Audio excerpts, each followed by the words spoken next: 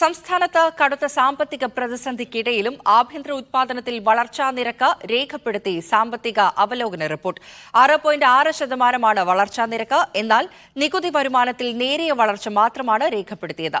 പൊതുകടവും കൂടി. എന്നാൽ കടത്തിന്റെ വളർച്ചാ നിരക്കിന്റെ തോത് കുറഞ്ഞിട്ടുണ്ട്.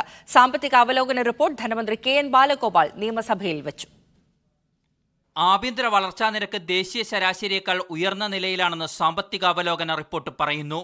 ആഭ്യന്തര ഉൽപാദനത്തിലെ വളർച്ചാ നിരക്ക് 6.6% രേഖപ്പെടുത്തിയതിനൊപ്പം റവന്യൂ കമ്മിയും ധനക്കമ്മിയും കുറയുകയും ചെയ്തു.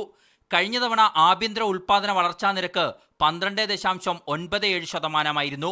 അതായത് വളർച്ചാ നിരക്കിന്റെ തോതിൽ കഴിഞ്ഞ തവണത്തെ നേട്ടം നിലനിർത്താനായില്ല.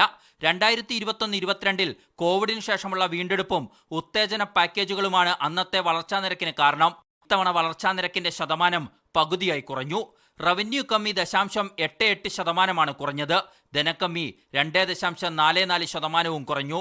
റവന്യൂ വരുമാനം 12.48% നിന്നും 12.69% കൂടി. തനത് നികുതി വരുമാനത്തിലും നേരിയ വർധനവ് രേഖപ്പെടുത്തി.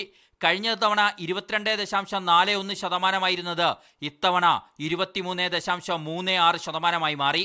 സംസ്ഥാനത്തിന്റെ തനത് നികുതി വരുമാനത്തിന്റെ വളർച്ച ഒന്നാം പിണറായി സർക്കാരിന്റെ കാലത്ത് കുറവായിരുന്നുവെന്നും സാമ്പത്തിക അവലോകന റിപ്പോർട്ടിലുണ്ട്. സംസ്ഥാനത്തിന്റെ പൊതുകടത്തിന്റെ വളർച്ചാ നിരക്ക് 10.16% നിന്നും 8.19% കുറഞ്ഞു. ആകെ പൊതുകടം 2,38,000 കോടിയാണ്. മീഡിയ 1 തിരുവനന്തപുരം.